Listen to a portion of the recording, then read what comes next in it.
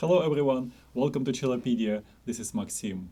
When we are learning to play musical instrument, and hopefully this learning process will never stop, we learn many things about technique, about music itself. But we rarely think about the way how we have to structure our practice in time. Did you hear an advice? Practice as much as you can and you'll get better? I heard it many times, and I must confess, when I was a young student, I was very good at killing time. That means I was practicing, but my mind was somewhere else. An hour or two would pass by, and yes, I would make a little bit of progress. But this kind of progress could be made just after 15 or 20 minutes of practice. And for adult students, it doesn't work at all, because we usually don't have that much time to dedicate to practicing. This is why I believe that time management is one of the most important skills we have to master to make sure that we make progress day by day. Today, I would like to talk about Pomodoro Technique. Yes, another Italian word we will need to learn. But we know so many: cello, piano, crescendo, diminuendo, allegro. As you probably know, Pomodoro is tomato in Italian, and Pomodoro technique is time management method developed by Francesco Cirillo in Italy in late 80s. When Francesco was an university student, he used tomato-shaped kitchen timer to measure time intervals to make his study as efficient as possible. The original technique has 6 steps. Decide on the task to be done, set the timer, typically for 25 minutes, work on the task, make a break when timer rings, typically for 5 to 10 minutes, go back to step 2 and repeat until you complete 4 Pomodoros. After 4 Pomodoros are done, take a longer break and then come back and start from the step 2 again. And for the purposes of this technique, the word Pomodoro refers to the interval of the work time. In order to make it work for a musical instrument, we have to slightly modify this technique. It will affect the time you spend practicing. Unlike the situation when you have to study a textbook, most of the people cannot practice more than an hour or 2. And this is completely fine. We can do a lot of productive work if you dedicate an hour per day to practice. And this is the study plan I would suggest for most of the students. We know that we have to work on scales, etudes, and of course on the piece of music we would like to master. Let's assume that you have an hour to practice. Here is the practice plan. We will spend the first Pomodoro working on technical studies, scales and etudes. For this technical part of our practice session, we will spend 25 minutes. Set the timer. The best way is to avoid setting your cell phone. Having a cell phone or iPad in front of you during the practice session is dangerous. Even if it's set to show you remaining time, you might start thinking about all that other information you can get from that. Can I play games? Did I check my email? Did I finish watching this exciting video? Unless it's Cellopedia video, all other information is a distraction for you. For the same reason, I recommend all of my students to get old-style gadgets, metronome tuners like this. Having a device dedicated to only one task will help you to avoid distractions. Before starting the timer, outline your practice goal. For the purpose of this demonstration, we will use D major scale and Dotzauer etude number 33 from his 113 studies. Now your timer is on. For the first 5 minutes, play D major scale in very easy way. One note per bow, as slow as you can make it. Paying attention to left hand precision and bow position.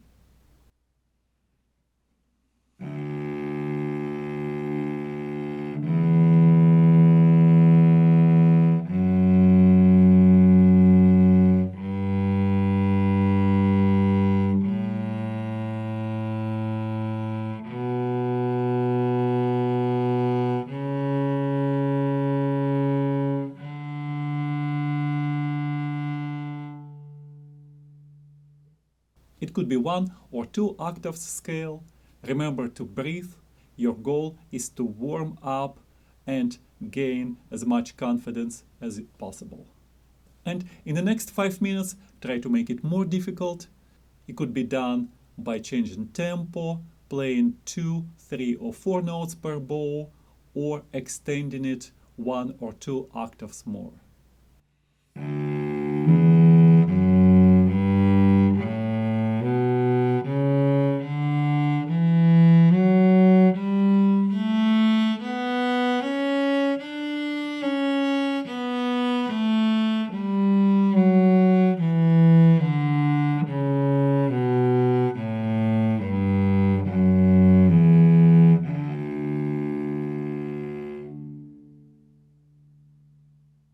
It is important to pay attention to minute details. For instance, I play it for you now and I've noticed few notes I could improve intonation.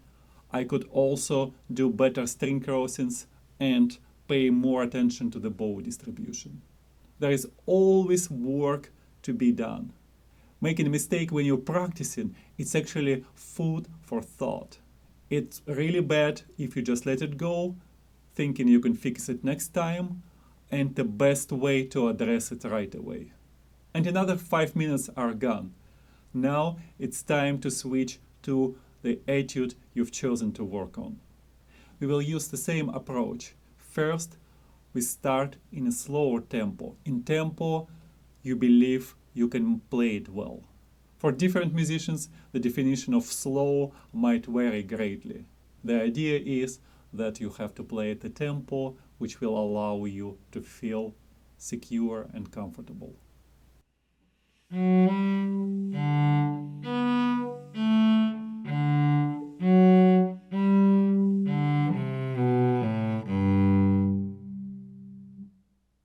You feel that you are playing it pretty well?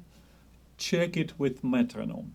Without increasing tempo, just the idea that you have to align every note with the metronome will make it harder for you to play.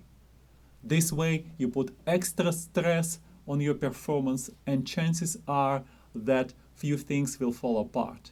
And again, that will give you a reason to practice, to improve your playing. I'm going to set the metronome to the tempo 8th note 72.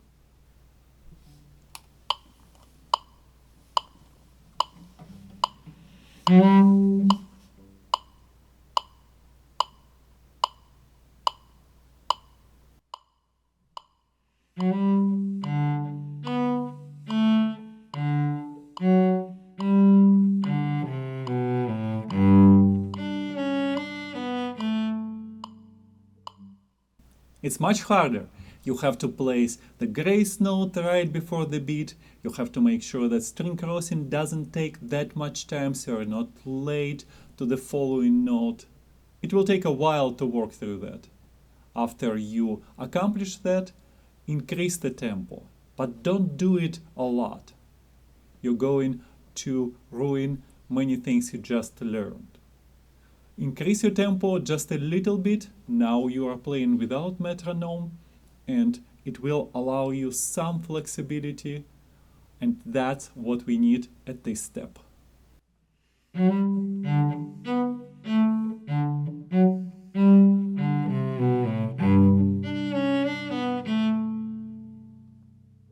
Now you're making progress. Time to increase pressure again. Set a metronome somewhat faster compared you did last time. For example, 92.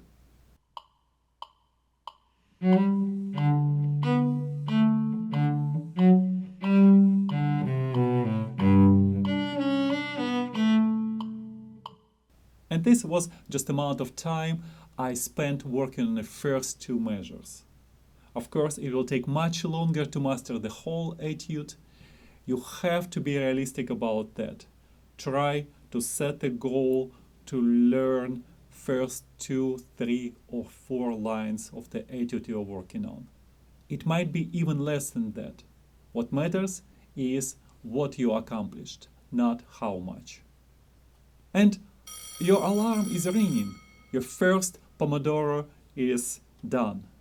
Most likely you have a lot of energy to continue, but it might be a good idea just to stand up, stretch, go to drink a glass of water, and perhaps look outside to see if there is a bird singing just for you.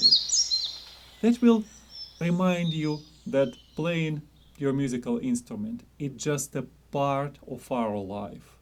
There is a beautiful world outside and you enjoy it, and that will give you extra energy and inspiration to continue practicing. Your short break is over, and now you have another Pomodoro, 25 minutes to work on a piece of music you would like to master. For the demonstration purpose, it will be just the beginning of the first movement of Sonata in C major by J.B.Breval. Do you remember how we worked on scales and etudes, starting from the slow tempo and then bringing it to the faster tempo? That might be your good strategy for your concert piece. Alternatively, now you warmed up, you might want to try playing it in a faster tempo, in your concert tempo you mastered in previous sessions. And you do it right away, you pay attention to all things you would like to improve, and then you start making your way from the slow to faster tempo. Which technique you will use depends on you, depends on the piece you are working on. Here are the first few measures in a slow tempo.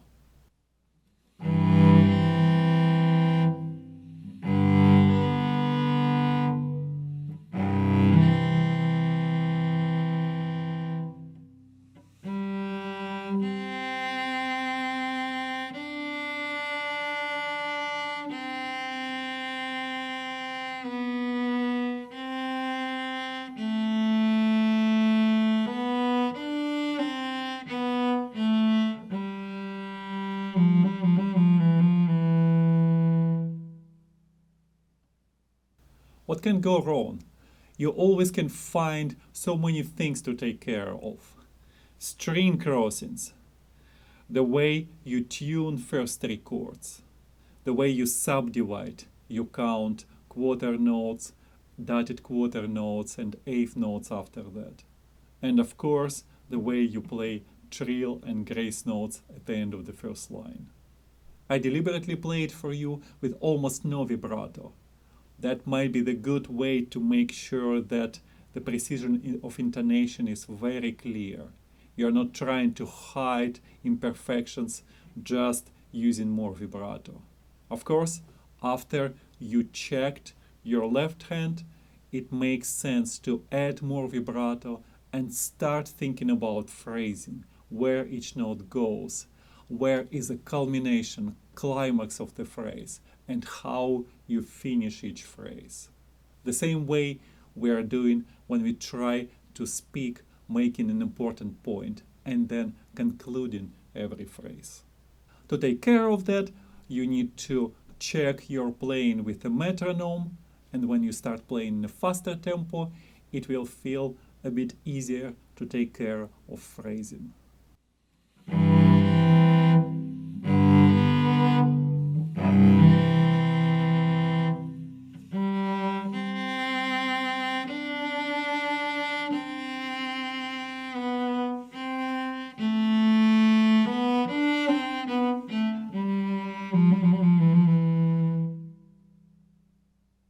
And of course, doing that will make you to realize that there are a number of things which could be done better. So you start working on each specific spot. Sometimes it's just a couple of notes. and then you try to put it all together again. I'm pretty sure that when you will be doing all of that, you will be surprised when you hear the timer to ring. That means that your second Pomodoro is over. Again, stand up, do something different. And maybe you still have time for another Pomodoro. That would be amazing because your third session might serve as a big review. You just went through 2 Pomodoro sessions and you know which part of that was the most difficult. Review it again, and closer to the end of the third session, reward yourself by playing through the scale, etude, and perhaps your concert piece. You need to expect yourself to be as perfect as possible, but the secret is not to be disappointed if it doesn't happen. And truth is, if you are human, as I am, most likely you will not be perfect playing through.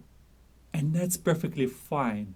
You will remember what could be done better, and that will serve you as a material to work on the next time. Bring all tomatoes with you to the next day session and enjoy the process. I'm using this Pomodoro technique not only when I'm practicing, but also when I'm making videos like you are watching now. And I need your help to make those videos better. Please share in comments your ideas.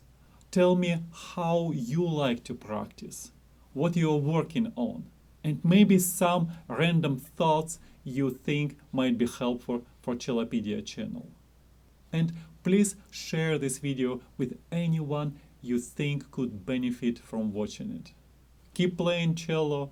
See you soon.